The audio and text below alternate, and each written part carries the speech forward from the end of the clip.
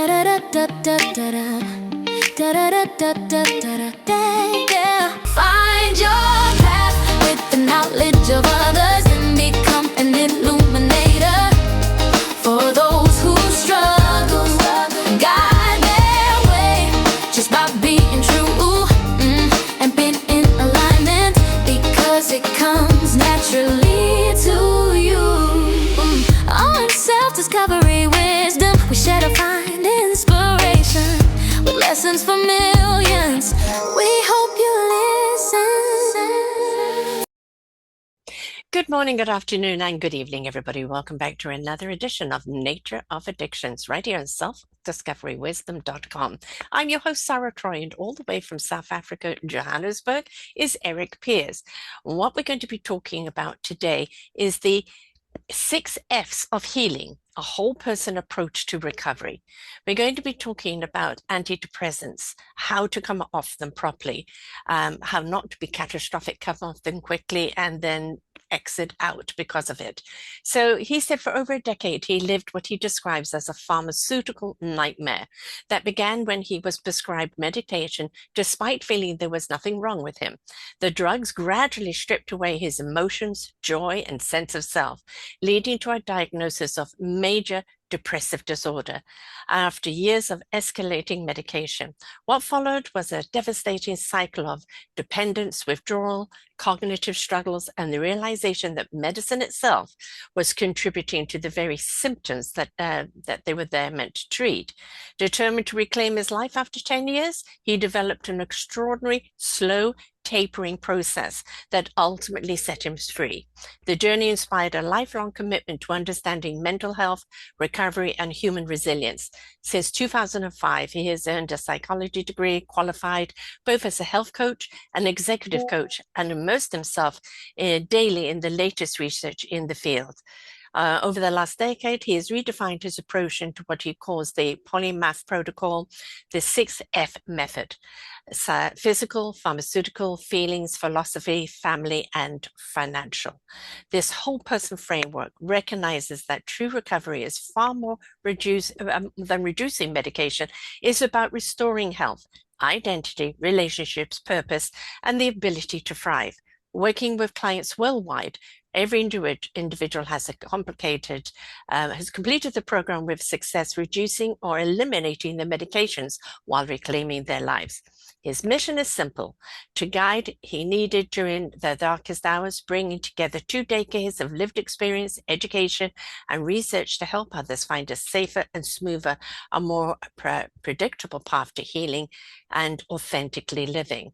Now, we look at things like antidepressants, and they're very easily dished out, but there isn't the side warning. And very many people, especially with their drug Prozac, have come off it because they felt absolutely wonderful. I don't need it anymore. And then next thing you know, they've committed suicide.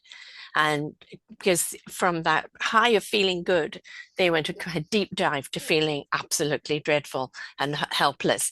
And so taking the drugs, we really need to know more about it. But if you're on them, coming off is essential that you know the process. Otherwise, it's a very negative result, isn't it, Erik? Welcome to the show. I'm so pleased to be here, and nice chatting to you as always. Thank you for having me on your show. Oh, my pleasure. We had a wonderful conversation, a couple of them back and forth.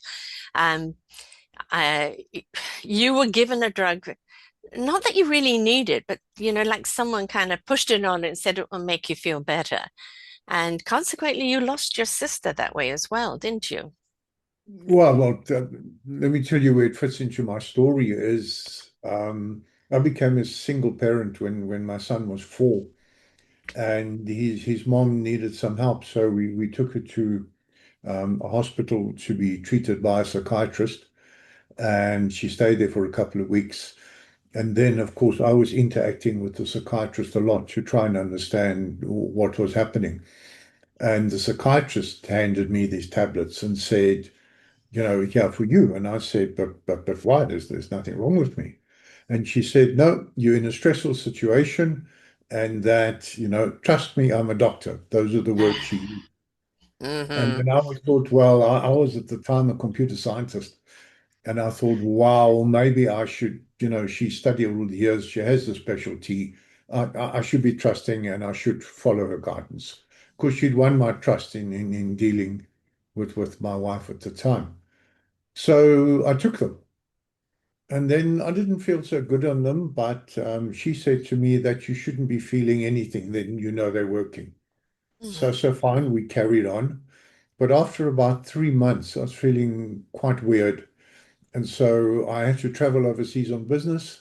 I was then in the United States, and with the time change, I was feeling very disoriented. So I just stopped on cold turkey. And that was an Mm-hmm. SSRI. And I felt wonderful. So, but 6 weeks later, it's like the wheels fell off. So I Mm-hmm. went back to the psychiatrist and I said, it seems like you were right. I do have depression. I just didn't realize it. And she goes, yes, I told you. And that's why I wanted to prevent it. And now you didn't listen and you went off these tablets. And she then actually shouted at me, literally. Wow. So I said, Wow. okay. Mm. So then she put me on something stronger called an SNRI. So I was on that and life was carrying on. It ruined my sex life. And I said to her that, I used to be happy an hour a day, and now you've taken that hour away from me. Mm. So eventually, after a year, I decided, no, I'm going to come off these as well. I stopped taking them, and then it was the same pattern. 6 weeks later, the wheels fell off. I now know, looking back 20, 30 years, that that is actually withdrawal. Yes. That that Yes. that is not the old condition coming back at all. It's withdrawal and it's caused by the drug. But I didn't Mm-hmm. know that at the time. Then she put me on something even stronger called a monoamines, MAOI, and I then stayed on that.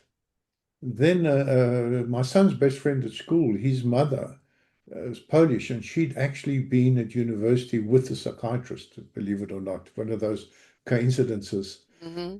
And discussions with her, she said, no, no, the drugs is causing the problem. And I never realized that before. It had never occurred to me Yeah. that the same medication that's supposed to be helping me was actually harming me. Yeah. And so that was an imagine, an amazing sort of earth-shattering thing. If I can't trust in the doctor, who can I trust in? Where am I? Yeah. So then I decided, okay, I'm going to come off, but I'm going to do it more carefully. I'm just going to cut to half. I'm not going to Mm. come off suddenly. Then what happened is I was doing sport at the time with my kids at school, and I was doing judo with them at the school. And then my eldest son actually broke my ankle. So I Oh. ended up in an operating theater. And I said to the anesthetist, I'm taking these drugs. Is there any interaction with the anesthetic you're going to give me? Mm-hmm. And he goes, no, no, don't worry about it. It's not a Mm-hmm. problem. Nothing. What then happened, I then developed severe major depressive disorder. Mm. And it ended up me getting fired from work because all those creative juices that you Yes. need. I mean, Yes. I was an IT executive closing multi-million dollar deals, traveling all Mm. over the world. And you need those moments of brilliance, at Mm-hmm. the right moment to do that sort of work. And those had left me. And so basically they fired me. And now you end up depressed and without a job and back on the medication. Mm. It's the only way to solve it is to go back on because the withdrawal is too severe. Mm. I can give you an anecdote. So I go to, in a pinstripe suit we used to wear in those days, I drive to financial directors' offices. I go in the parking garage. Thank goodness I was 15 minutes early. And then I decide to cry for 15 minutes in my suit, careful not to get tears in my silk tie. And then go up, to the 15th floor, do a presentation to the board, and then go back down to the car, cry for 15 minutes, drive back to the office. And then something tells you, no, no, no, no, there's something This can't wrong be here. right. No, no, this isn't me.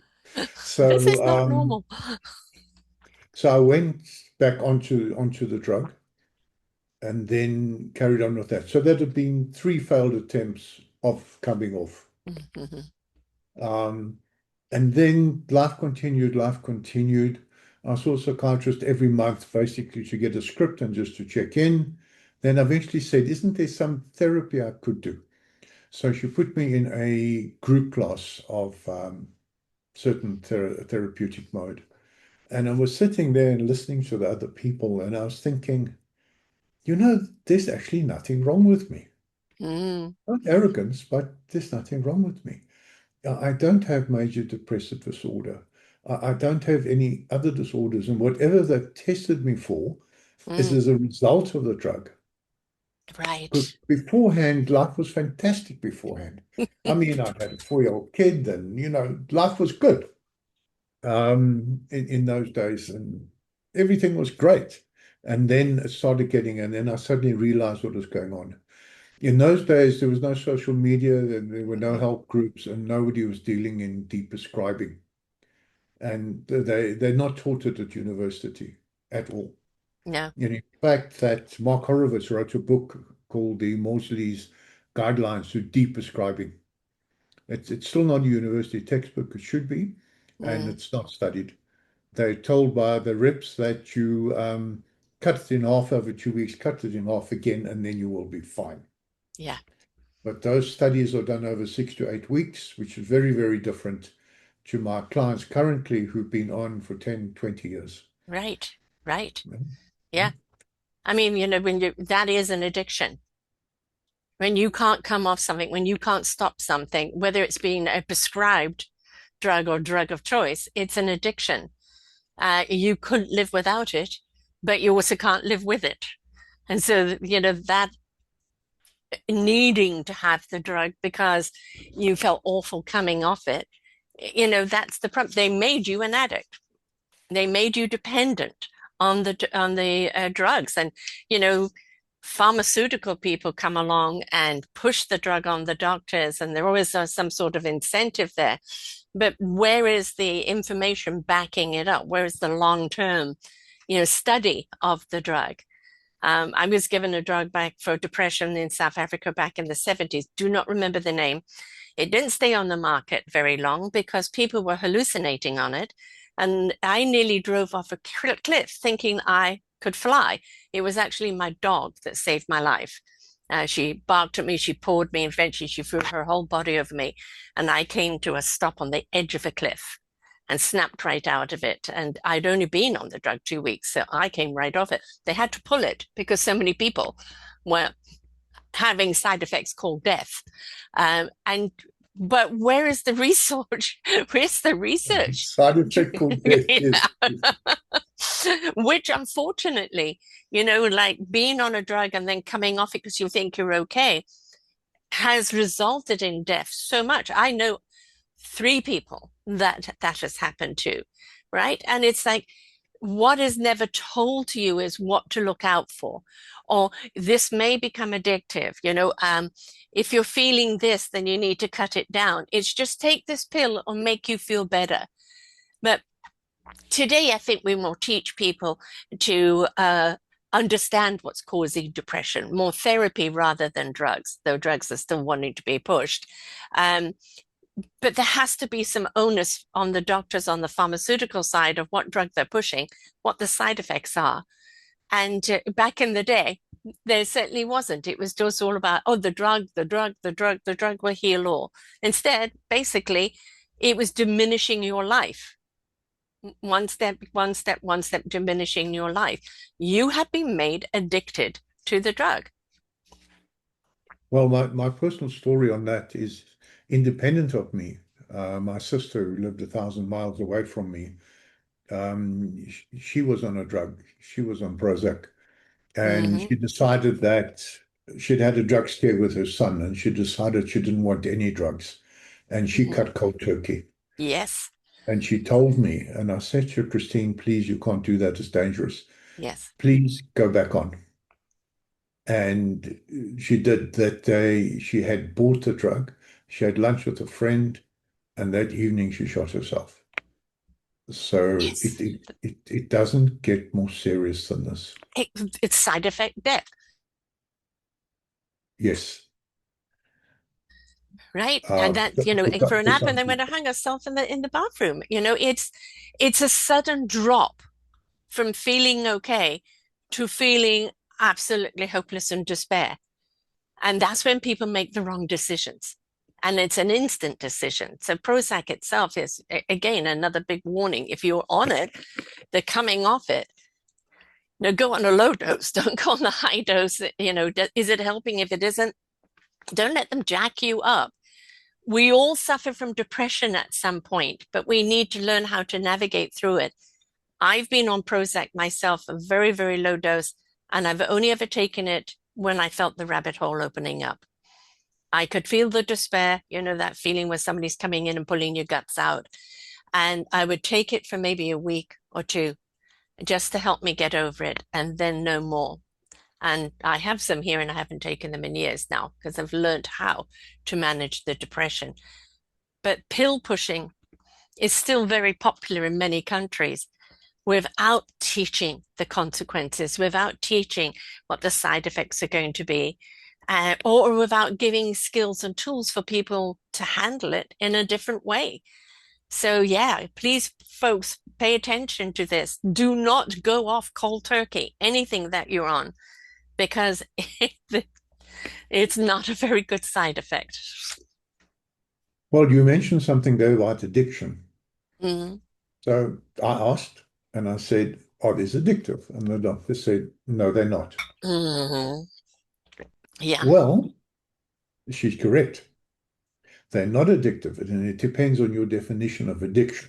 Hmm. So the APA, the American Psychiatric Association, has defined them as being you become dependent and Mm. not addicted.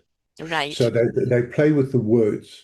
And to them, an addiction is when you waving your Glock around the chemist saying, I must get my cocaine now.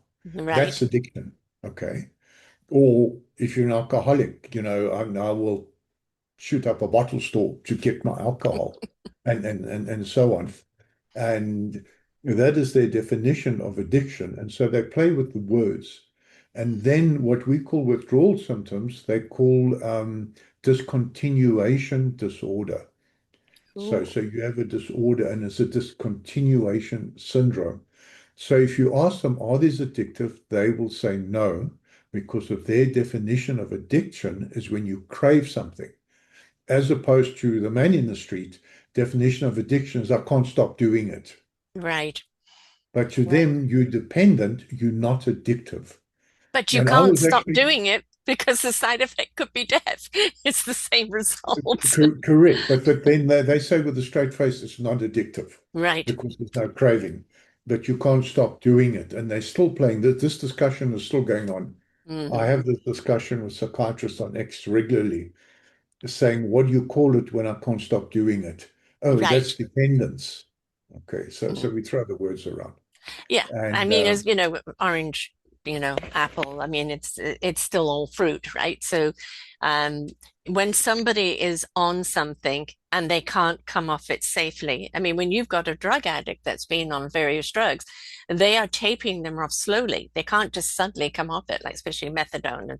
And, they need to take little bits of stuff to come off slowly and bring it down because they have become dependent on the drug. I think this is almost a kind of a cop out on their side of not saying it's addictive but dependent.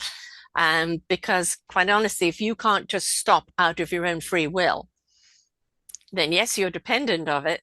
And that is still a form of addiction. So yeah, it's still open for discussion. I agree with you. My definition is that if it's a legal drug, then it's Ah, not addictive.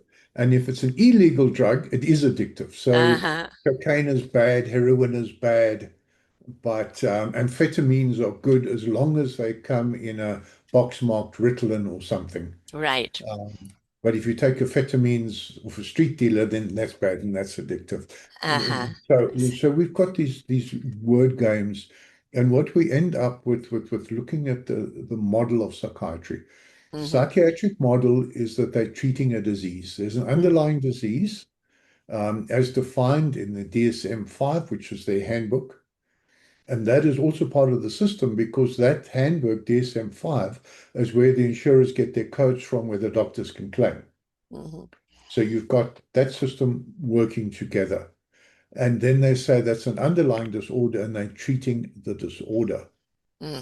However, then there's a drug model of psychiatry, which says these drugs have an effect on your brain and they're drugging you. They're not treating the underlying condition. So that you might prefer the drug state. I mean, some people prefer the feeling when they've had three whiskeys, Hmm. but nobody claims my whiskey is treating an underlying disorder and it's actually good for me and it's medicine. Right. But to my mind, if you suffer from anxiety, have scotch. It tastes better than Prozac. And in the Yes. morning, you'll be sober and it'll be fine. And you could, the big word on any of that is moderation. Anytime you become dependent or excessive, then that addictiveness has come into there. I've got to have it. But, I think we can prescribe certain things for ourselves that make us feel good. Chocolate, being around things that lift you up. Um, and but again, and I think it's the accessibility when you are so obsessed over something, which basically when they put you on antidepressants, that obsession is I'm too afraid to come off it. I have to take it. It's meant to make me feel good. What will I feel like if I come off it? And so you become dependent on it, yes. But I still think they're drug pushers. But you know that the rehab facilities are getting involved, but Mm, rehab is very, very different from street drugs or alcohol to psychotropics or yeah, psychiatrically prescribed medication. To come off cocaine or something like that, come off alcohol, they do it over a month yeah, and it's done. You are now chemically free from that drug. right, Yes, there's still psychological dependence and addiction, and that still needs to be dealt with. But physiologically, you're okay. It's right. quick, relatively quick. Psychotropic prescribed drugs, though, could take a year, and Mm, some people are on three, four, five drugs, and can right. take a year per drug. So Mm, I know somebody's in her seventh year of withdrawal, coming off the various drugs she's been on, wow. bit by bit by bit. And your nervous system gets affected. So it becomes hypersensitive. Yeah. And the more you come off and the more you go back on, the more difficult it becomes. But Hmm. that leads me on your bookshelf. You've got the Our Forgotten Children, Yes. a lovely book and close to my heart. Thank you. Um, what I do is I call myself, I'm an executive coach, but I call myself a deep prescribing specialist. So Hmm. a prescription is giving somebody drugs, deep prescribing is helping them come off. Mm, Obviously, there's a medical doctor involved because they prescribe. I don't prescribe. I'm not a medical doctor, but right. I support the people in their journey to come off the medication. Hmm. And one of the saddest things I hear is from adults that I deal with who were put on the drugs as children. Yes. Ritalin and things like that. Any of them, and Right. sometimes multiple drugs or SSRIs or antidepressants is fairly common for teenage. And it happens to be more with teenage girls.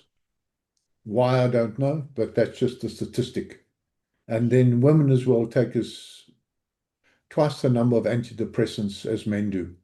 So men average about in the United States about 12% of adult men are on antidepressants and up to 30% of women.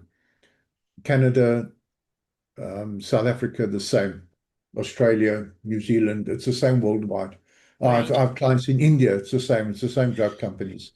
But Yes. coming back to the children, so the clients tell me who've been on the drugs since they were children, they tell me, they say, I don't know who I am. Exactly. Exactly. And that is the saddest, Yes. saddest. Yes. I don't know why, but it saddens me more than a death because it is a death. It's a It's a death of your living death. authentic self. Yeah. Yes. You're the walking You- dead. You're not attached to anything. You don't you- feel anything. You're not connected to yourself or anything out there. You're just, walking dead. And I feel it's such a waste of life.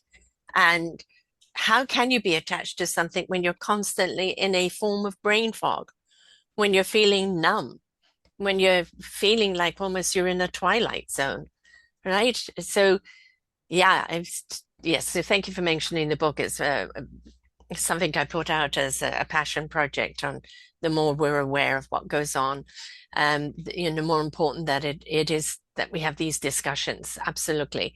I have children with ADD, and at the time that they were in school, putting kids on Ritalin was very, very popular. But then I would talk to the parents and they'd say, but yeah, they've quietened down, but now they're just like not expressive at all. And I'm not doing that with my kids. I'll put up with it. We'll find another way to navigate it, but not the drugs. And but doctors can be very persuasive. And as you said, the one doctor yelled at you. What do you mean you came off it, etc.? They have a way of intimidating and making us feel almost, guilty of some sort of crime for wanting to kind of take Absolutely. ownership over your own body or questioning something. And I think, nah, if a doctor starts yelling at you and doing that, get a different doctor. This is not okay. I'm sure you're aware of the psychological experiments conducted in obedience with a man in a white coat. Men in white It- coats, yes. and people tend to listen. Yes. Um, so Why I don't coming know, but yes.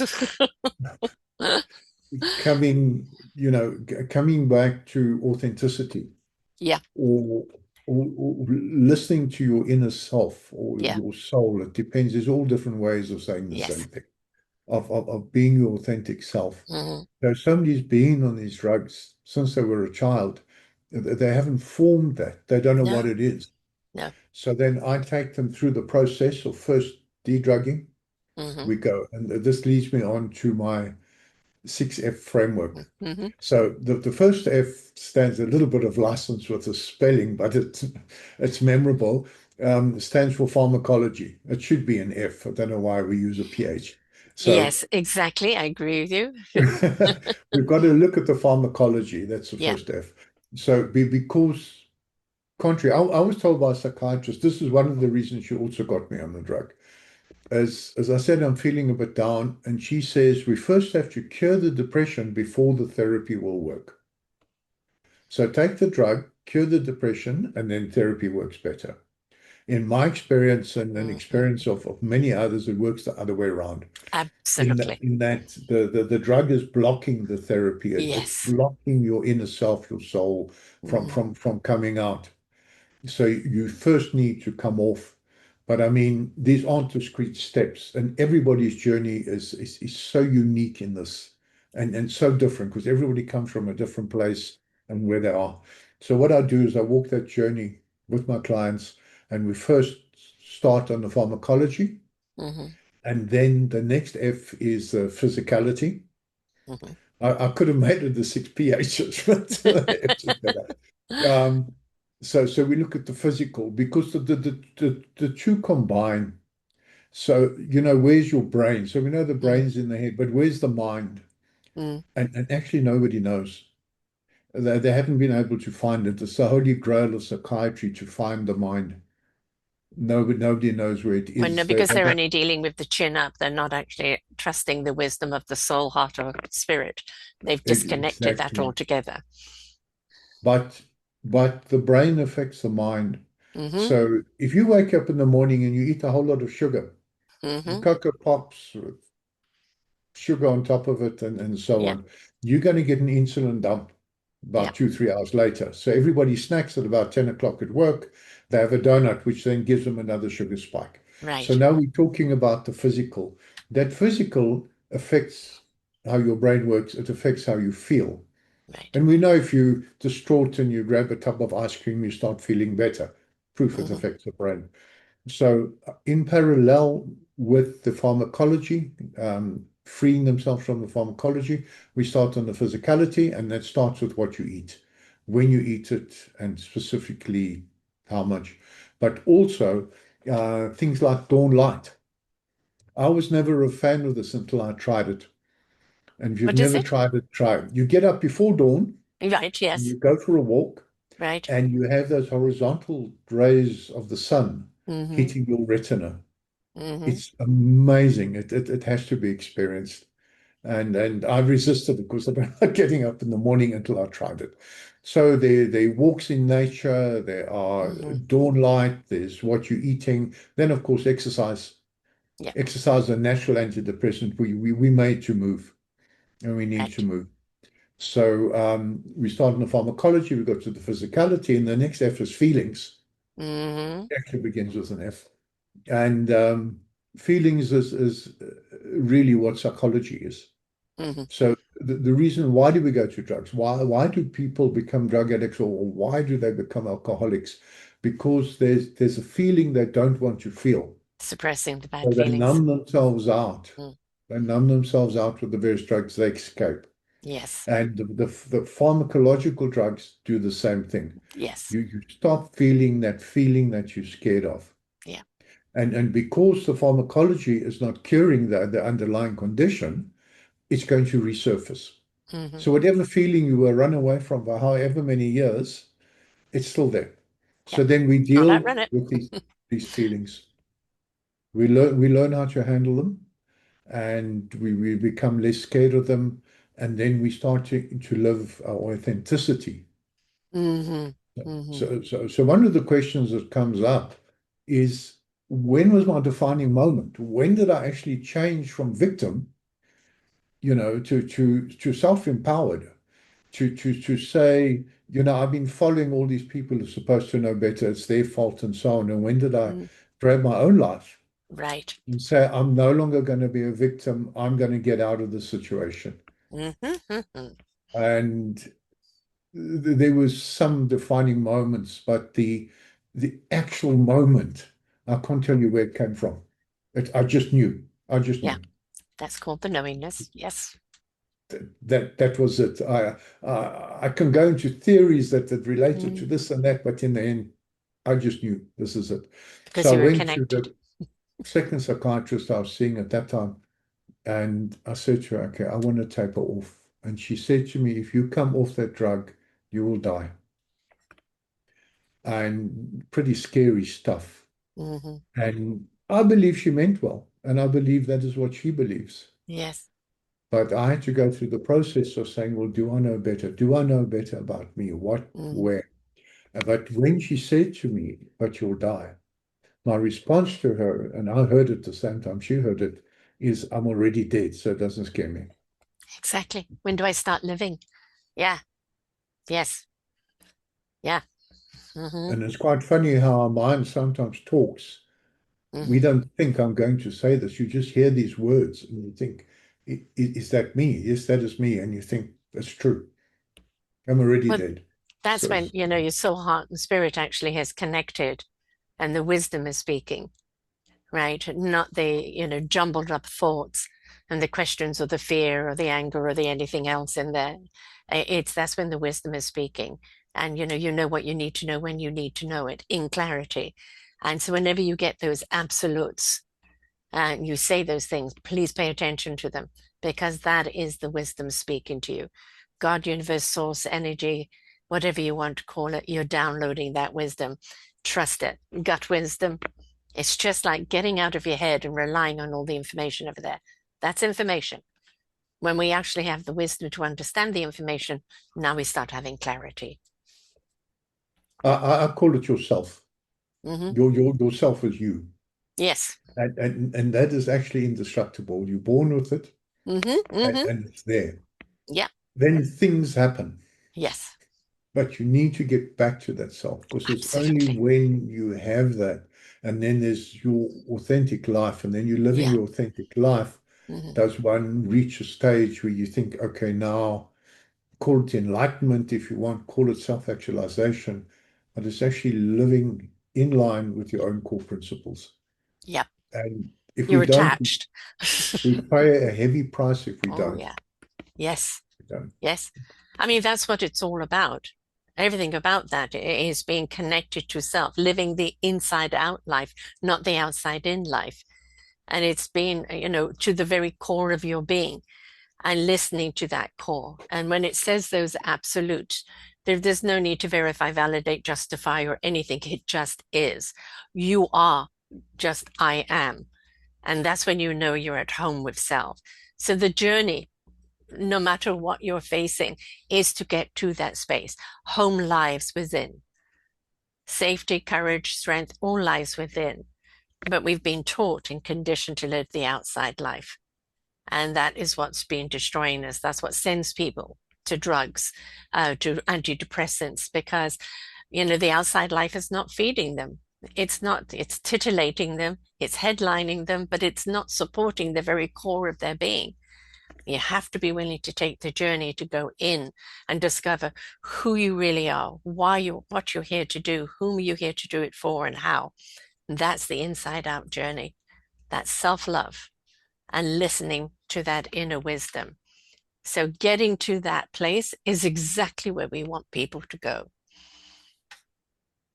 That is it, but it's not always an easy journey. No, no, it ain't. And you've got to confront your demons on the way, Absolutely. and you realize who you are. Hmm. But and it's an ongoing journey. One doesn't Yes, finish. But yes. being, let's say, having traveled quite Hmm. extensively along that journey, it is so worth it to reach a point where you can say, I'm now me, and I'm happy with me today. Just to be able to say that is, I remember the years when I couldn't say that.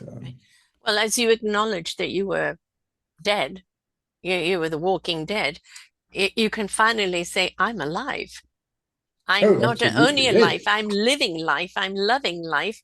I'm doing what I'm meant to do with life. But, kind Oh, of, well, that has happened as well. I mean, you have a yeah. gift for discovering talent in people and nurturing it and bringing it out. Hmm. Um, I have a gift for sitting with people and they become comfortable in my presence and then they start to grow. It gives them time to think. When I was still doing coaching training, I actually had somebody just said, you must talk to my mom. So I go, okay. And I was new to this. And her mother was diagnosed with Parkinson's. Hmm. And I thought, well, God, I don't know anything about this, but I can do coaching. It's Right. positive and what you want to achieve, and we're goal Yes. oriented. And then she had this incredible tremor. And then one day she looks at me and she goes, gosh, I go, what? What? She says, look at my hands. And for the first time in 8 years, she had no tremor. Mm.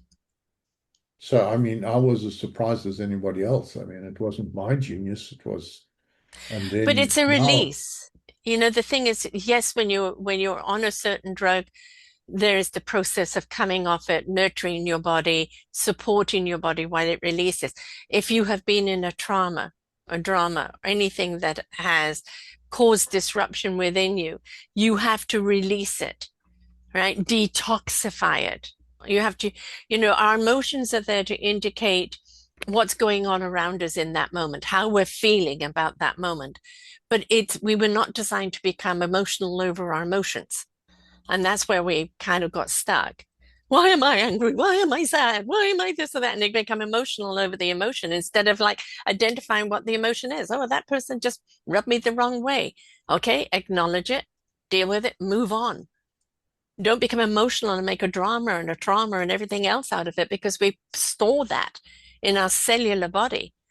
And so the moment somebody speaks to you and sees you from the inside out, it is slowly releasing all those toxins from the cellular and releasing that person from the entrapment very often they don't understand they caused. in coaching, we call it presence. Hmm. It's Hmm. actually the ICF, the International Coaching Federation, is one of the things you must maintain presence. And I first thought it was mumbo jumbo, but when I experienced it, that Hmm. when you're present with somebody who is present, Yes. it creates a space. It creates Yes. you time to think. And then you come to your own solution to your own problem. And it's showing people that they actually have the capacity to heal themselves. Yes. That's what I do. Right. It brings clarity. The gift of the presence is in the now. It's being present in the moment, not worrying about yesterday or tomorrow or the next moment, but just being present in the now. Even if it's present in the pain, the pain's trying to tell you something. Sometimes you just have to talk to that pain and say, pain, I see you, I feel you. Um, I've got the message. Can you leave now? We don't we don't encourage that conversation with self or to identify what's causing the pain. And sometimes we do need that outside help that sees the pain and say, but where's this pain coming from? Do you realize you've been carrying it for so long? You don't need it anymore. You can let go. We ourselves sometimes don't know how to let go. We need somebody else that can help us on that journey. So, somebody who's been on the journey, I finally made friends with the pain because emotional pain tends to be the Yes, worst. It's yes, ongoing. yeah, And I finally told myself one day, it's only pain. Now that may sound a bit weird, but no, pain's terrible. You're scared of it. yes, And I thought of it, it's not actually damaging me. It's not cutting my arms off. It's right, just pain. And then I slowly, and it's a process, I slowly was no longer scared of it. right. And then embraced it. And then one day you look back and you go, oh, it's gone. Yeah, It's not like there was one day. It's just, oh, where did it go? It's just gone. it's an unwanted visitor that you've suddenly realized they've left. Yeah, yeah. And I mean, there's no such thing as a pain-free existence. That's how we no, end up, right? We try for pain-free right. existence. So I will experience pain again, but it doesn't last long. And when it happens, it doesn't panic me. It doesn't scare me. It's You're not telling me absorbing something. it. You're observing it, but not absorbing it. Yeah. And so we can do it to maintain the presence. Yeah. But you continue my story because I'm sure people are going to be wondering, well, fine, okay, you were stuck on these drugs, you were threatened with death, you were shouted at, what happened? So then I finally decided, okay, I've got to come off these drugs slowly. And this I worked out from first principles. And the trouble is that the pills, the minimum dose that you can buy is way, way above what you should be tapering to. Mm, So I thought, okay, so first what I did is I got the 300 milligram pill divided into two 150s. And then I took the one 150 and I could cut that in half. And I eventually worked out I could cut it to 1/28th over a week. So that's like 4%. So I was cutting right. my drug taking by 4%. That's all I could handle. If I cut it more than that, then it became intolerable. And I still need with family life, looking after kids, earning a Hmm. living, doing all the normal stuff. Right. So then I cut 1/28th, but I used to maintain it for 2 weeks. So it took me 56 weeks to come off. Hmm. And I came off and I just felt better all the time. It was Yeah. wonderful. Yeah. Oh, hello, life. I'm sorry I've missed you. I've been gone for a while, but I'm Oh, back. Let's what a catch up. process. But it's okay. I'm going to live 10 years longer than I would have, which will make up for that. I'm determined. Exactly, exactly. It's worth it. Please don't give up. For me, failure is when people give up and give in. There is always a solution. We just have to be willing to look for it. And that solution always comes from somebody who's taken the journey, that's made the discovery, that now can serve other people along the way, right? That's the important. A lot of people are governed by fear. And I look at fear as it's common sense fear. Don't put your hand in the fire, don't walk in front of a bus, listen to the hairs on the back of your neck. It's fear trying to tell you something. But take it and have it travel with you in wonderment, right? Let's be exploratory and wonderment about life and your part in it. What are you meant to be doing? Who are you meant to be serving? And fear will keep you safe. It will tap you on the shoulder and go, don't go down that dark alley. But at the same Well, time, it allows you to explore. I tell you what what the drugs did to me in fear is that I had no more fear. Hmm. And as a child growing up, you always think you have too much fear. Yes, Why didn't I jump out the tree? Now I was scared I'd hurt myself, and so I right. didn't. And I was always scared of walking on my hands because I thought, now I'll fall. So I end up now, this is the age of 43, and at my children's school, and I'm joining in with the senior boys into a judo class. And so my first class ever, never been on the mat before. And the sensei says, fine, you must walk on your hands. So I thought, I've always been too scared. So let me do this, right? Hmm. But nobody showed me how, nobody showed me how to fall. And so I went up on my hands without fear. Mm-hmm. and I fell down and I broke my collarbone. I broke my collarbone. So I ended up in hospital. It was devastating. I had trouble working. It was Yeah. really, it sounds, it's a very small bone, but it's actually a very bad one to break. You Yes, can't it cough, you is. can't laugh, you can't do Right. anything. I don't And you wish it can't on really do anybody. much with it. You can't put it in a big plaster cast or anything else, right? It's just, No, they just tie yeah. your shoulders back Yeah. and you've got to lie still. Right. So there was healthy fear in saying, well, show me what happens, how do I fall, what I do. And I Mm-hmm. thought, no, don't be a sissy, just go for it. And I did. And that's why fear is there. That is my first fear. Right. Then the second time I was walking with my parents and a girlfriend actually, and there was this big crane at the waterfront with a bungee jump off it. Now, I've never seen the point. I mean, some people say they like being scared. I don't like being scared. It's Yeah. not Yeah. a feeling. So she says, oh, you're too scared to go up there. And I said, absolutely not. And I walked up and I climbed up this big tower and I went to the top and I jumped off and I was absolutely perfectly calm. I didn't Mm-hmm. enjoy it. I didn't do anything. I had zero feeling. It was just something. You want Yeah. me to do it, I do it. And I did it. And then afterwards, I thought, this is not right.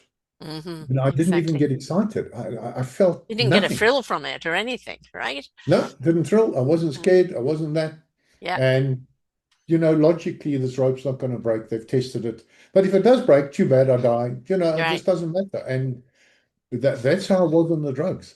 And Mm-hmm. and thank goodness there was never a situation which required guns or anything. Mm-hmm. Because I think I could have been in the position to do anything. That there was no fear, there was no compassion, that there was no all these wonderful human Yes. feelings Yes. weren't there. Right. And and, As you and said, so Walking Dead, completely zombie, that, and we refer to people that are just tuned out, zombified. And that, very often you could look at is they're on some sort of medication. They're abstaining from life because the drugs have numbed any connection to life. And so, how do you get a thrill? How do you get scared? How do you know what feeling it belongs where if you're just living constantly in a numb state? the thing is that if you're on them long enough, you don't know. So, I mean, there could Right. be people listening Yeah. who will say, don't insult me. I'm actually fine. Don't call Hmm. me a walking dead. And it's only when you look back, Yes. because at the time I thought I was okay. And Yes. and it's not meant to insult anybody about doing No, that. absolutely This not. is It's just just a my experience. realization that, if somebody is listening to this that kind of resonates with that feeling, then this is telling you that this is what the drugs are doing to you. You know, try it another way. Try coming off sensibly, wisely, going through the process, and try and rediscover what life is. If you can't get a sense of thrill or a sense of fear out of something, if you are just numb, this is not what you were designed to be. You were designed to go through all the emotions of life. You were designed to experience life, to discover what your instrument is, how to play it, and who to play it for. You were not designed just to be numb, not care, nothing really moves you. That is not what we need at all. So you owe it to Well, yourself to talking rediscover about yourself. that, there's real suicidality, or what they call suicidal ideation. Hmm. When you think about suicide, you may not want to do it, you may not do it, but you think about it. Yeah, And that was an ever-present thought. It was just an option. It right. was an option I'd never entertained before and never since. But at the time, it was an option. And some of it is really strange. It's like, okay, I've got to work early. What should I do? Should I go for a swim? Should I play with the dog or should I kill myself? Hmm. No, I think I'll play with the dog. It's at that level Yeah. of weirdness. I mean, it's not as if you in pain or terribly sad or that I don't want to live anymore. Hmm. It's just a thought that comes from nowhere. And the psychiatrists do not know why. They have no understanding of why, if you take this chemical, Yeah, suddenly you may want to end your life. right. And it's just there, it happens. We can see the cause, we can see the effect. And even though I've studied neurology and we're going into the brain and we're going to the chemicals and the receptors Yeah. and all that, nowhere in that whole process does anybody understand why, when you take this chemical, you might want to end your life. It's just not understood. Right. Well, the chemicalization obviously in the brain is kind of switching off that self-survival because, we've all got a survival instinct in us, right? And so if that survival instinct is switched off, then it's like, well, doesn't matter if I'm here or not. Yeah. It could be the explanation I have for myself, and this was based on introspection, is talking to the part of me that wanted to kill me. Hmm. So I was talking to that part one day and I said, but why? Why did you want to kill me? And the voice came back and said, because you weren't living your authentic life. Right. And I said, hey, but it was the chemicals. Hmm. And she goes, sorry, that part's female. That can be male or female. And she says, oh, I didn't know that. You never told me. So Aha. I said, yeah, so you almost killed me, not knowing it wasn't my fault. It wasn't me. Hmm. But that's what it felt like, let's say, to that part of me that was still intact, Yeah. however you want to interpret that. So, Hmm. so, so moving on through the F's. So we looked at pharmacology, we looked at the physicality, we looked at feelings. The next thing is I call philosophy because it's what's our reason for being? What's the meaning of Hmm. life to us? Why do we get up in the morning? Yes. The Yes. Japanese have a wonderful word called an ikigai, and it's your reason for getting up in the morning. Hmm. And this is philosophical because it's individual, Yep. but it's where does your meaning lie? Hmm. And I'm sure you've read Viktor Frankl, where he says that meaning is innate. We need meaning in our lives. That meaningful purpose. Otherwise, what are we here for? Right. And meaning and purpose, yes, when you're fulfilling your purpose is Yeah. meaningful. And that is how I end up in this position of dealing with this, Hmm. is because it's meaningful for me. Exactly. Exactly. And Exactly. so I'm fortunate to be able to now live a life of meaning. And of course, it's not always easy because I sometimes get told things that you I wish I never knew about, Hmm. but it's part of it. But one learns over time because I've been there, so it doesn't scare me. So I can be there for the other person. Well, Right. whatever they tell me. Yes. But still, it's not that easy to hear some of the stories, especially the stories of childhood. Yeah. There seems to be no limit to what some parents can do to children. With the 3,000 shows I've done over the years, believe me, I've heard some horror stories that no human being should ever have to go through. And it's more than atrocity that what they have had to endure. But the emphasis is not only have they endured, they discovered their courage, their strength, they discovered abilities they didn't know they had. They discovered self-love, meaningful purpose, and they're now here to serve other people because they are relatable.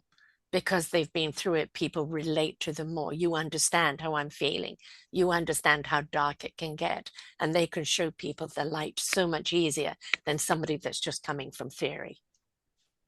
It never ceases to amaze me what people can go through. Right. And I their know. their self survives and they come out the other end Yes. and they become compassionate people because they've Yeah. been there.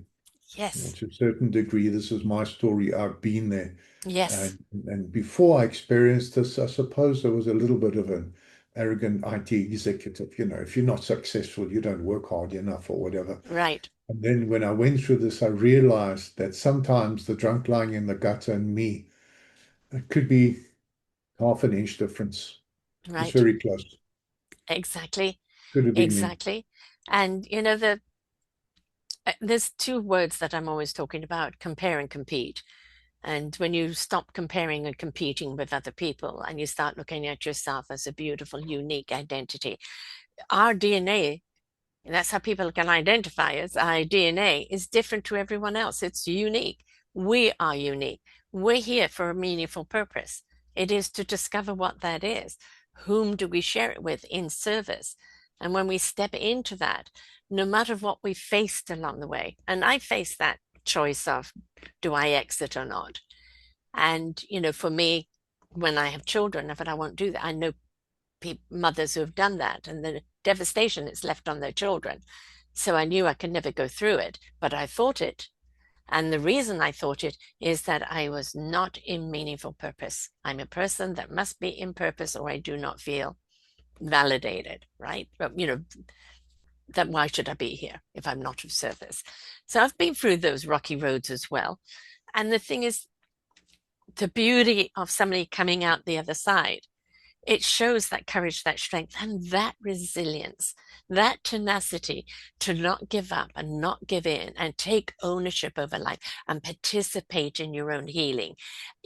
These shows are listen, learn, and apply. Listen to yourself, learn what you need, and apply what is going to help you heal. And if it's somebody else with their skill and their tools that they have that you can apply, it can change your life. But it has to be done with free will. You can't help anyone until they're willing to be helped, until they're willing to help themselves, right? When the student is ready, the master appears. The Exactly, master exactly. cannot appear Nope. before student is ready. It will just go over their head. It will not be absorbed. It will even be resented. So, yes, and that's part of the onus of us and our journey of life is not to blame everyone else, is to look at those three fingers back at us. Okay, this happened to you. What responsibility, what ownership, what are you going to do about it? And that's the thing is when we choose to go through the journey and come out the other side and look back and you go, wow, look what I just came through.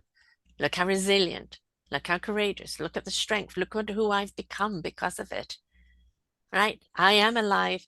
I love myself. I love what I do.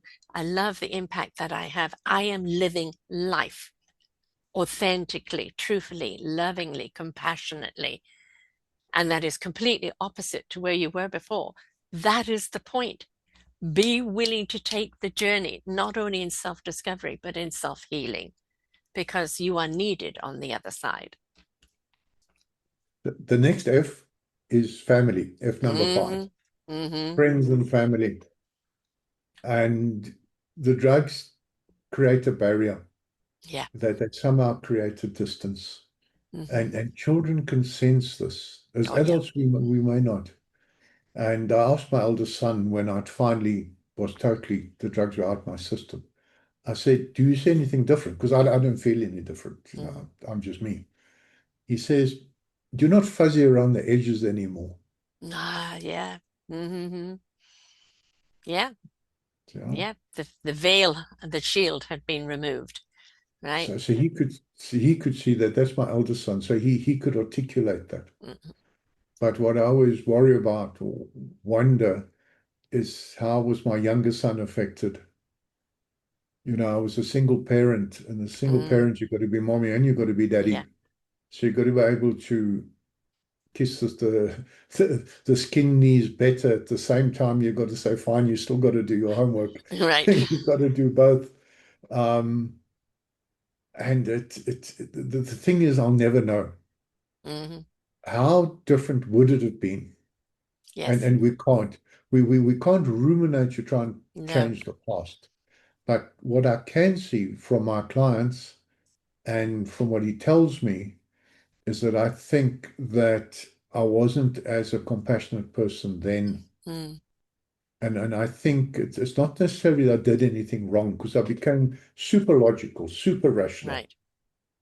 But maybe sometimes a hug would have gone down better than shouting. Right. Yes. Mm-hmm. And Yeah. how do we know that? Where do we feel that? And so the drugs got in the way. So they don't only affect you, they affect Mm-hmm. your family, they affect your friends, they affect everybody Exactly. around you. Exactly. And in a sense, you're pushing them away because they don't know how to get through to you, and you don't even realize that there is a veil there that they can't penetrate. Because you're out in that fog, and they can't enter that fog. So then there is a disconnect, and everybody's just going through the motions without emotions.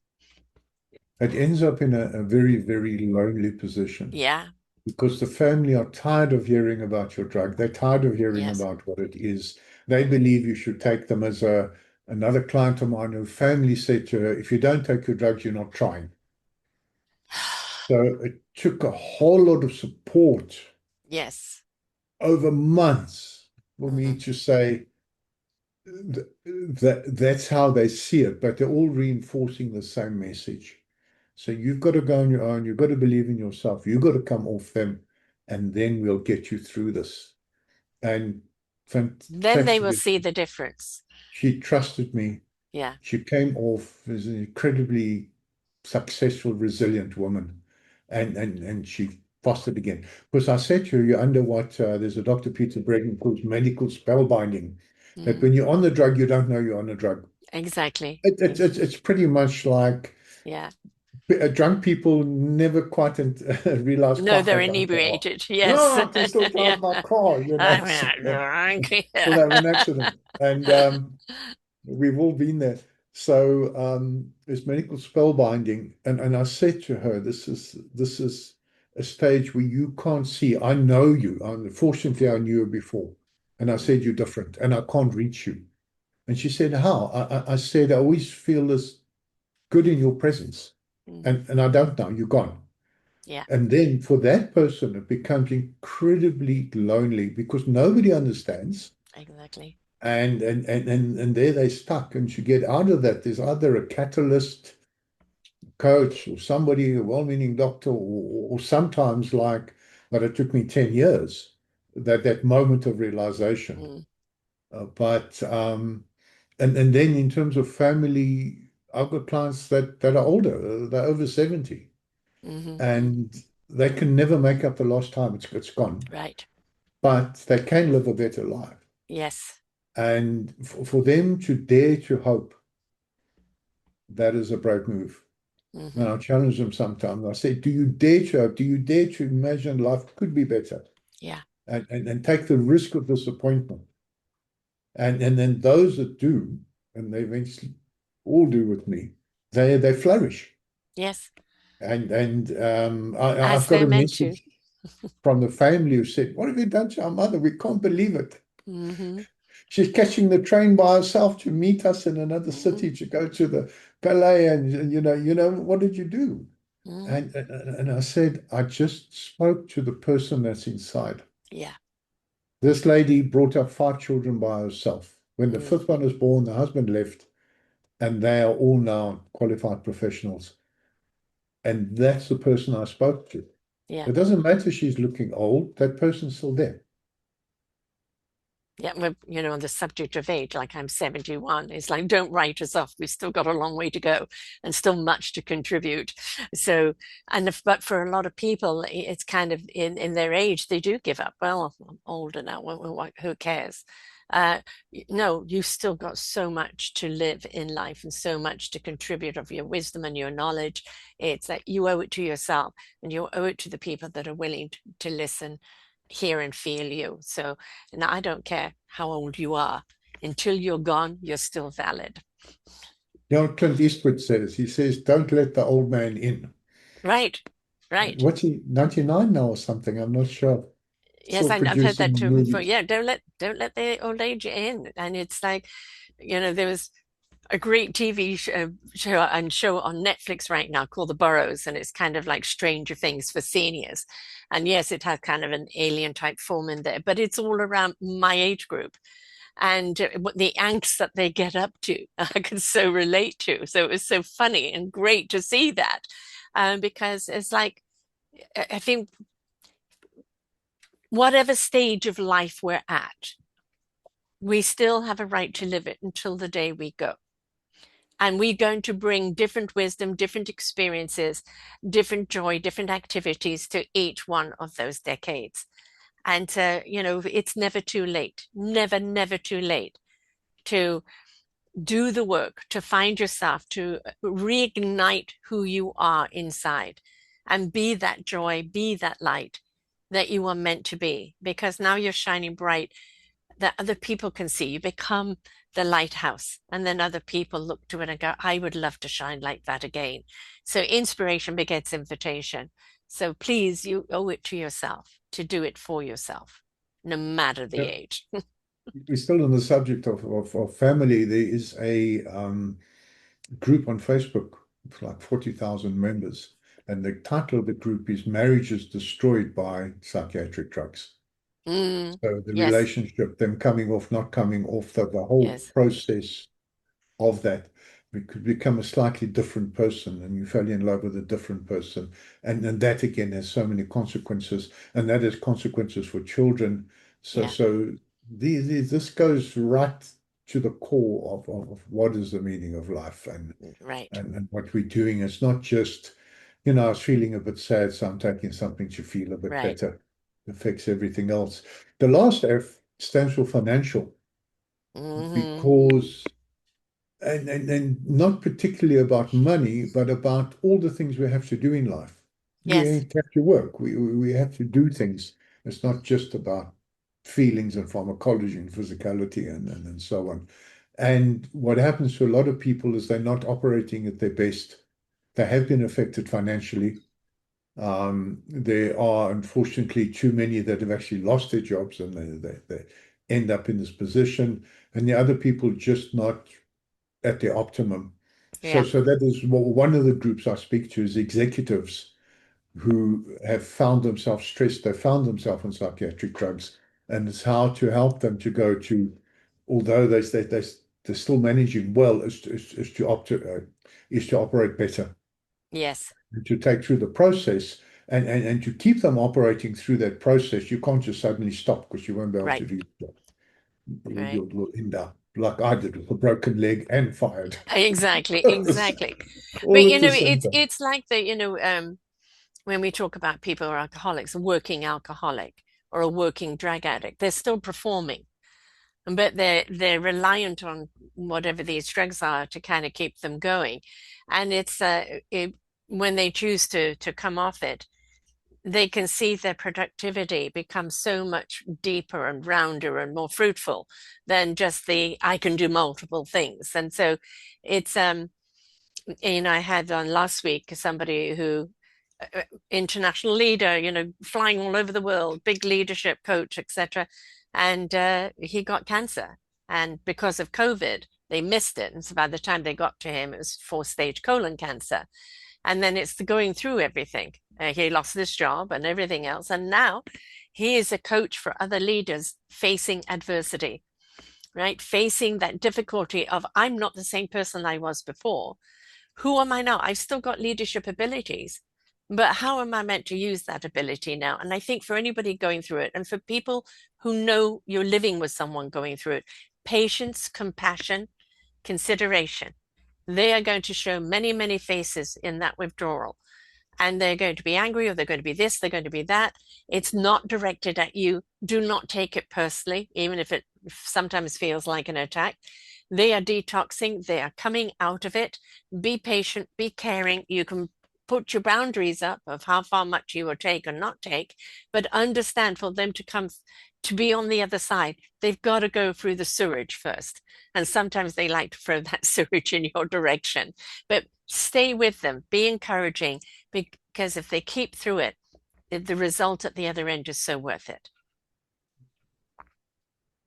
Yeah, so we need all these skills and it Mm, takes time on the planet to learn them yes, and being through them and it's I don't like the word holistic so we use, but it is you have to deal with all these, you have to deal with the pharmacology, the mhm, physicality of it, your feelings, yes, then your philosophy, your family, and then the real things in the world and finance and money to bring that around to end up living this authentic life, which then, as long as we get there, where we can yeah, feel whole within ourselves and just where the tweeting of a bird in the morning brings such joy. yeah. It's amazing. You Yeah, sometimes feel 4:30 in the silly, but morning, they it's wake me there. up with a tweet, and I don't mind because their tweet is just so, I don't know, embracing. It really is quite beautiful. And I think when you're numbed out, the tweet is just annoying.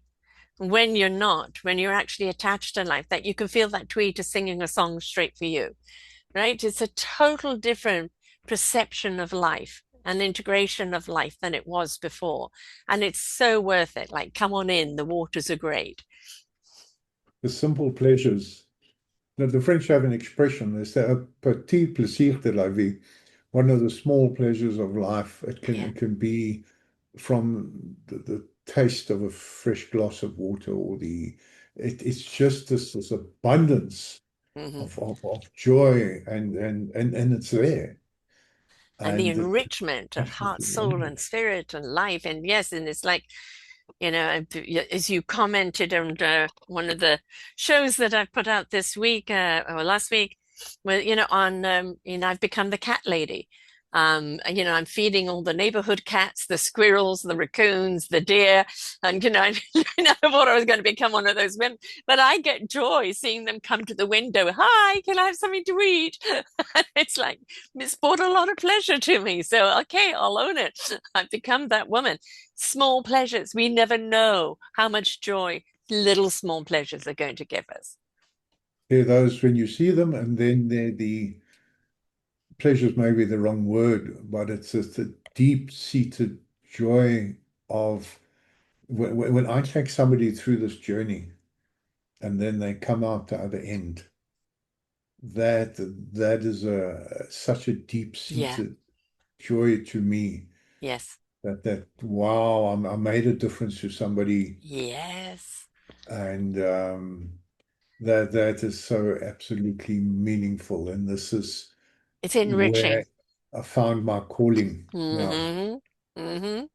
And you had to go through it to understand it, to help others through it, not only to divine the plan and how to do it. That is kind of the structure of it, but the emotional support of why they go through it, and realizing on the other side, they're not going to be the same person before they started. They're actually going to be a great deal more in control, more understanding of what their role is in life, understand the small pleasures, the big pleasures, and perhaps find their own meaningful purpose as well. But we all need an advocate that's going to help us. So, tools that help we us do. through it. It's not just the tool itself, it's the support with the tool that is needed. And that's what you've dedicated your life to now, helping people go through those 6 F's and understanding how to detox from, these antidepressants. And in a lot of ways, there are a lot of people, as you said, that are on more than one drug. They could be on another drug. My mum was on sleeping pills for 20 years, and they didn't even help her sleep anymore, but she couldn't kind of come off them. She was so kind of addicted to them for whatever reason. And so sometimes, whatever it is, it might be not antidepressants, it could be something else, and you just can't come off them. The Well, the reliancy of them. sleeping pills are normally benzodiazepines, otherwise known as benzos. They on the box it says do not use for more than 2 weeks. Right. So how somebody renews a prescription for 20 years, Ex I don't know. exactly. But they Exactly. eventually cause insomnia, and you end Yeah. up caught in a Yes. terrible double bind, that the drugs are causing you not to sleep, but if you don't take them, you're going to sleep less. Exactly. And that not sleeping is one of the worst sufferings. Um, so take somebody through that. So what happens is, let's say they get given a sleeping tablet, okay? But then what happens makes them drowsy. So they say, fine, let's give you amphetamine. That'll perk you up in the morning. But then what happens is they can't come down at night. So let's give you an antidepressant. But then when you're on that cocktail of drugs, sometimes you might then become, depends when you get your dose, too happy. And then they say Mm, you're bipolar. Then they give you a mood stabilizer. mm, And then once you're on that lot, then maybe one day you hallucinate. And then they say, no, no, you're schizophrenic. Now you've been labeled. Now you do this. So the two main healings have to happen. The first is coming off the drug, and the second is healing from the label, the diagnosis. yeah. Oh, you Yeah. are a bipolar. Right. No, you're not. You're just you. Yes. And something happened in your life. You're right. There's always something happened. I've never had somebody when I asked them what happened. They always tell me something. Hmm. It's never, no, I was a healthy baby, everything was fine, and one day I just went mad. You're No, right. it doesn't work like that. No. The brain's healthy, and then something happened. We all have challenges in life, and they're all different. Who knows? Yes. It could be trauma, or could just be low grade verbal abuse by a teacher. Right. It's we're all different. We all react differently. So We all what carry something. what you'd handle with ease might stress me out of existence, Yeah. and vice versa. So we've got these individuals, and so Mm. we've got to learn this personal journey to go through the whole six F's, which is really a recipe for life. And Yeah. hopefully those who are not on pharmaceutical drugs, they can ditch the one F. We don't have to worry about the Mm. pharmaceuticals. We can just start with the physical and make sure. And people who eat healthily and exercise regularly, well, then they find with the next F. And then you've got to deal with their feelings. So that's normally where a psychologist, somebody might say Right. psychologist, I'm battling with this emotion. But then we carry on. Some people, finances are absolutely fine, but maybe they're cold and they just lose the meaning in the philosophy. Yeah. So something in there for everyone, and it takes patience and support. And I read now. I call it studying really, because what I read is a friend said, "Why are you reading a textbook?" And I go, "No, well, there's so many I've got to read." But Forever learning. I think I study 4 times as hard as when I was at university, Mm. because there's a reason and there's so much to know, and Yes. every client is different, and there are always new things coming out, and then I find on certain social medias I engage where I can engage with fellow professionals of different disciplines, or Yes. even sometimes debating with psychiatrists on X. That tells me if I'm right or not, because if I'm wrong, they'll tell me. And again, it's, psychiatry is dealing with the chin up. They're not dealing with the rest of you. And if you don't incorporate the rest of you, you're always going to be disconnected. So you really need somebody that looks at you as a whole, the whole of your being, because it's not just taking care of the mind and the brain. What about the intellect of the gut and of the heart, of the soul and the spirit? You've got to bring everything back to life. And that, not only is the coming off the drugs, but it is also then navigating life now, because you're going to be different and everything is going to be different. And it's like maybe why you went on them in the first place hasn't been addressed and needs to be addressed. Otherwise, it's just going to come back and knock on your door. So you've got to be willing to go through the journey. And having said that, how do people get hold of you? What is your process in somebody meeting you and finding out whether you're a right fit? And how do you do it internationally? Well, internationally, Zoom works fantastically. I mean, here Hmm. you're on the west coast of the North American continent, and I'm currently in Africa. Hmm. Next week it could be the UK, because I have children in the UK, and it's totally transparent. And this Yes. is the new world where we connect globally. And the simplest way to get hold of me is just to go to my website, which is my name. Just Erik is spelled with a K and not a C, erikpiers.com. And on that, there's a little button you can click which says schedule a call. And I like talking to anybody and everybody. They just want to share a story. You don't have to become a client. So we scheduled a 20-minute call. We have a chat. If you think I can be further use to you, then fantastically. Then we determine where it goes. Otherwise, we've had a chat, and that's been great, meeting somebody new. I often point people to various resources they may not be aware of, depending what their particular requirement is. Hmm. There's so many groups all over on the different social media where you could find it. Like I said, there's this group where, the drugs messed up my marriage, and there you'll find other people who've Yeah. been through the same story, for example. And so we go. So that's the simplest way to get hold of me is just on my website. Eric Pierce, I'm going to spell it for those who are listening. Erik. Pierce is Peers. So erikpeers.com. LinkedIn, it's Erik Pierce. X, it's Erik Pierce. And if you go to Facebook his is site, Erik Pierce as well. I've been lucky enough there are only two or three of us in the world. The other one is a musician. So on YouTube, you'll find him. Otherwise, generally, if you just Google me, you'll find me. And Yeah, so I'm an executive coach and I specialize in de-prescribing medication. Right. And it's not just getting off the drug, it's really kind of getting off what caused it in the first place. It's not just detoxing from the drug, it's detoxing from all the drug that has made who you are. And that rediscovery, that self-discovery of who are you today, what really matters to you, igniting the passion and the conviction and the joy of life again. There are so many people walking through life joyless, and we really want them to ignite that joy, because when you love what you're doing, love who you are doing it, that is what we want. You are now elevated in your consciousness, and it actually helps the world move energetically around a lot better. So it's not just healing for you, it's healing for the people around you and healing for the world in itself. So you owe it to you and to everybody to take that journey. And it's going to be as rough as whatever it is. There'll be rough spots, there'll be smooth spots. But do you want to still be who you are, not connected to the world, not connected to yourself? Just duh.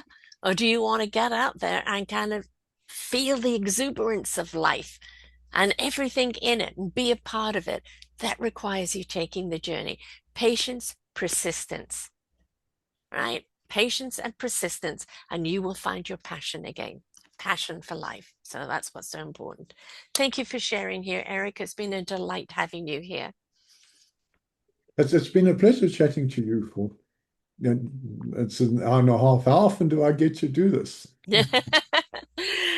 And it's all about, when the teacher will come when the student is ready. And you became the teacher because you were the student. And that's, what makes what you're doing even more valid, because you do understand what people are going through, and you can help them rediscover who they are and come off the drugs safely.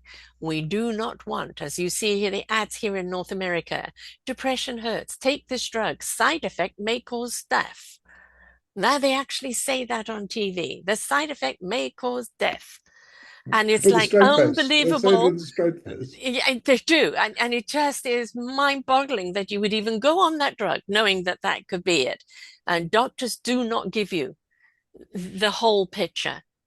And they do not prescribe, alternative healing to looking at what the problem is and then using the drugs as a last recourse.